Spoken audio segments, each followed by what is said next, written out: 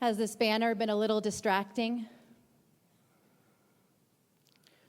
We knew when we made the decision to put the banner up that it might bother a few people, or maybe it would disrupt our concentration on Rosh Hashanah. But Rabbi Sherman and Cantor Feldman and I made a conscious decision where we realized that as each one of us sits comfortably in this beautiful Ziegler Sanctuary, we also have the liberty to look away, to stare straight ahead as if these faces don't exist. But knowing you and watching you post October 7th, and even over the past few days as Iran has attacked our beloved home of Israel, you haven't looked away.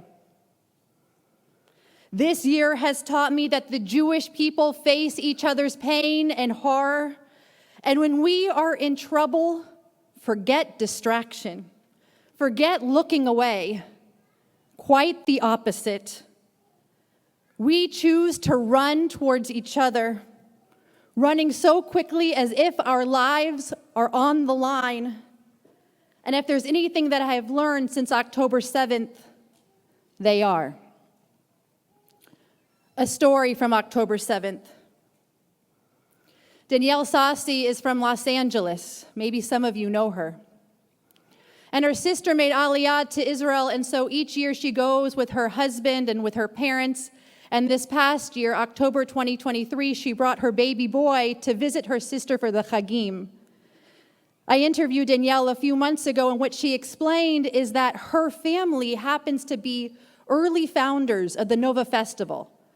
And so they decided late Simchat Torah evening to go for a few moments, they said, to the Nova Festival to support their family members. She said to herself, the baby will sleep the whole time, I should just bring him. And in a split-second decision, she decided to leave her baby at home. And thank God she did. Because she was having a wonderful time as the sun began to rise. And as she now calls it, the last dance, she and her father, Avi, were dancing, and she looked above and said, Abba, it's fireworks. I didn't know they were going to add that part to the festival this year. But Avi, a native Israeli, said, those aren't fireworks. And so he grabbed his daughter's hand and Danielle's husband and said, run as fast as you can. And they ran towards a bomb shelter, but a bomb shelter, that has no protection against terrorists that are walking along the street looking to kill anyone in their path. And so Avi said to his daughter, Danielle, listen to me right now. Get to the back of the shelter and play dead and don't say a word. And so she listened to her father. But then, as if it were slow motion, she watched her father, Avi, a Jew, a father, a husband, a grandfather, a lover of life and all that it stands for, as a Hamas terrorist threw a grenade into the shelter. Avi jumped and threw himself upon the grenade, knowing that he was running towards death in order to save his daughter's life. We have heard countless stories like this. Countless stories about parents jumping into cars from northern Israel, from the middle of Israel, running towards the ravaged kibbutzim in order to find and hopefully save their sons and daughters, to save their children. We watched as reservists from all over the world put on uniforms, they got on planes, and they said to themselves, there's no other place but Israel that I can be at this very second. And it was all of you. I don't even think it was even October 8th yet. And the emails started to pour in, and the phone calls, and the resources. And you asked us, Rabbi, how can we help? And you did. Packing supplies for IDF soldiers, that was days after October 7th. raising funds in partnership with the Jewish Federation of Los Angeles to provide resources for victims of terror. In November, buying 2 ambulances in partnership with FIDF. Those ambulances took out hostages from Gaza during the ceasefire in November. FIDF sent us pictures of Sinai Temple's name on those very ambulances. And here in Los Angeles, you attended rally after rally supporting students at UCLA and USC and beyond. You ran towards our brothers and sisters in Israel. You ran towards our Jewish community, and you haven't stopped running. So no, we don't look away. The Jewish people run towards each other time and time again. But Sinai Temple, I'm not only here to share how proud we are to be clergy here in this congregation, but you should know we are so very proud. But I'm here to share with you this morning something I think you probably already know. This is just the beginning. I had the opportunity to learn with Dr. Einat Wilf, former member of Knesset, through an AIPAC briefing. And she explained that right now the Jewish people are in greatest peril since World War II. That the accepted anti-Zionism that we are seeing, this didn't appear overnight. Rather, this is a deep-seated, unruly, stubborn hatred that was planted well before these current events. And Dr. Wilf gives the following example. It was November 13th, 1945. British Foreign Secretary Ernest Bevin, if you recognize the name, not a great friend to the Jews. But he spoke regarding the creation of a Jewish state, and he gave the following statement. Bevin said, "His Majesty's government has been faced with an irreconcilable conflict of principles. For the Jews, the essential point of principle is the creation of a sovereign Jewish state. For the Arabs, the essential point of principle is to resist to the last the establishment of Jewish sovereignty in any part of Palestine." In other words, Bevin explained almost 80 years ago what we are feeling in this very moment. How do you find resolution with an entity that lives to wipe out your existence, that works to eliminate the possibility of a free, sovereign, secure, democratic Jewish state? Am I speaking about every Arab, every Palestinian? Of course not. And I am eternally grateful to those that have had the courage to speak out and fight for our existence. But we know, especially since October 7th, those voices are exceedingly rare. As we have seen right here in our own backyard, the dogma from the river to the sea, it's trending on TikTok and in academia. As Dr. Wilf puts it, now you can get a PhD in anti-Zionism. Make no mistake about it, yes, this is about Israel, but beneath it all, it's always been and is about the Jew. You just have to look at the most recent protests and rallies, and if you look close enough, you'll start to see a certain sign being carried. It's becoming more and more popular. And the sign is of a picture of a Star of David being thrown into a trash can. What's the correlation? As it's been for thousands of years, the Jew is the scapegoat. It's not new. Historically, we are always the ones to blame. And you can fill in the blank. Genocide, apartheid, racism, ethnic cleansing. But that kind of accepted sign at a protest shows this bizarre correlation that the Jews are the ones that must be eliminated in order to see a brighter tomorrow. But I find it fascinating because there's no more hiding.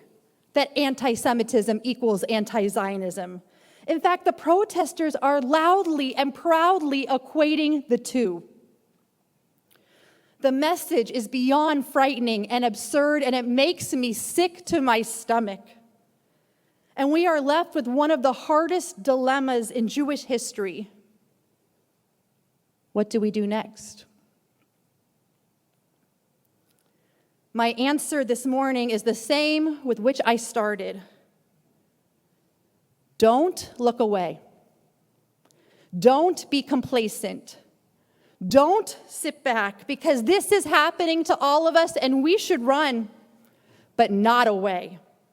Hear me clearly this morning on Rosh Hashanah, we must run towards each other, letting the world know we've been here before, but this time, we're not going anywhere. There's a fierce urgency since October 7th, but here's the shift. We cannot allow the fear of those who want our destruction be the fuel that defines our Jewish identity, because I believe our steam will one day run out. We must consider how to strengthen our Jewish identity, not through a fear of Jewish being, but through a love of Jewish living. Why are you Jewish? Don't let it only be because of October 7th. If we are Jewish because we want to continue the chain of Jewish continuity, then ask yourself, what is it that we are continuing? UCSB student president was a Jewish student this year named Tessa Wexler, and she spoke on this bima several months ago. And what she shared is that this year, her office was vandalized with anti-Semitic slurs. People screamed at her through hallways. All over campus, she was harassed for being Jewish, for loving Israel. But instead of hiding, Tessa decided to use her platform, both on campus and online, to ask the world, is existing enough for us? Or are we willing to ask ourselves the question, as a Jewish community, how do we thrive? Thriving. It's not really a term that we're too familiar with. If you ask us about suffering we know, but thriving, not as much. Are we Jewish because we have been persecuted for thousands of years and we can't imagine being the end of the chain? Are we Jewish because of a sense of guilt we carry? We all know that guilt. A guilt passed down from generation to generation.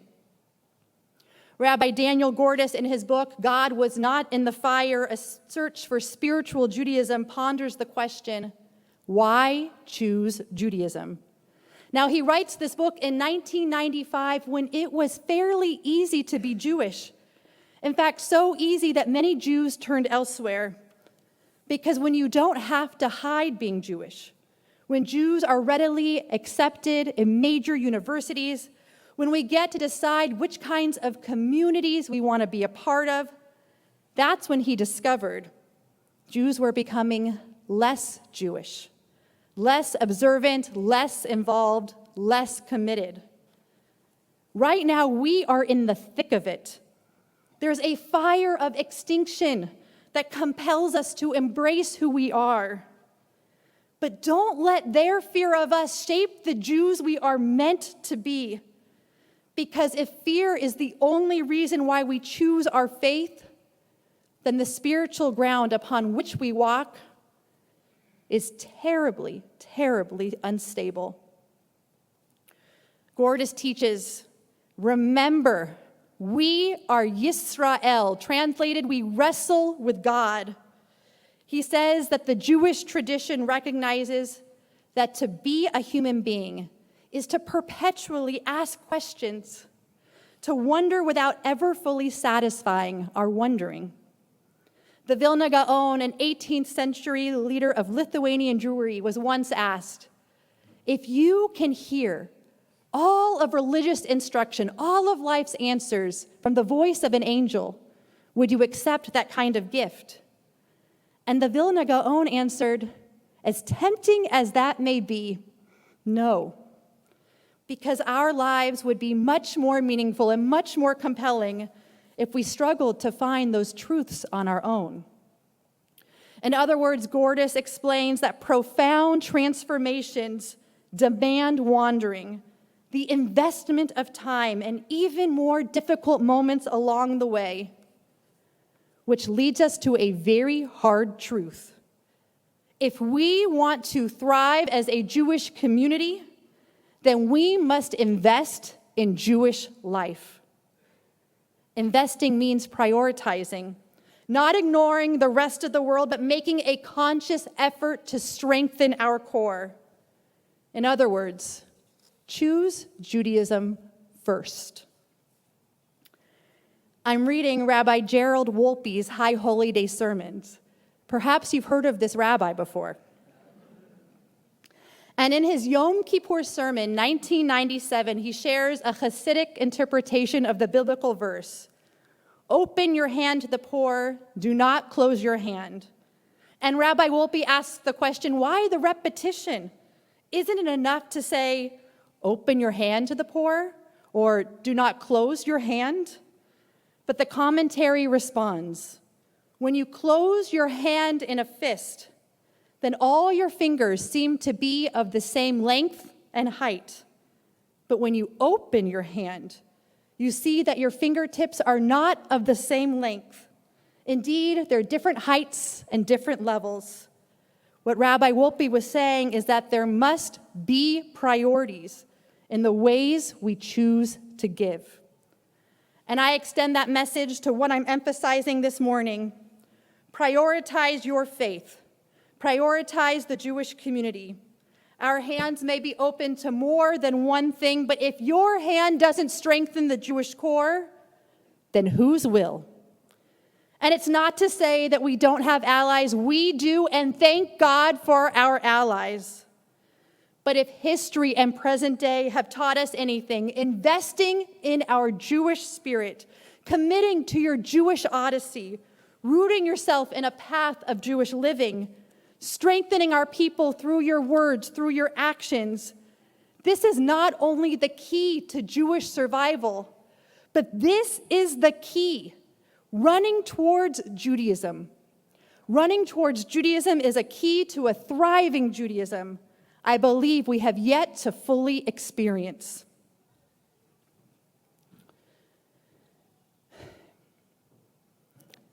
I met John and Rachel Poland-Goldberg on a Board of Rabbis mission in November 2023. This was just weeks after October 7th. It was about 52 days that Hirsch had been in captivity, and we were praying then that he was alive. We were a small group, maybe 20 rabbis, and I felt as if Rachel was looking directly at me when she said, "Whatever you do, keep Hirsch's name alive." We stare at his picture this morning. Hamas took Hirsch away from his parents, his family, and from all of us. And while Hirsch and so many hostages, so many Israelis, so many IDF soldiers are no longer physically with us, while Amiram Cooper, uncle of congregant Rona Passman, Niv Raviv, cousin of congregant Stacy Scharf, and Binyamin Early, cousin of Kenny Nussin, are no longer with us. And I know there are many other names of those that have fallen that sit upon your hearts. We must keep their names alive, every single one of them.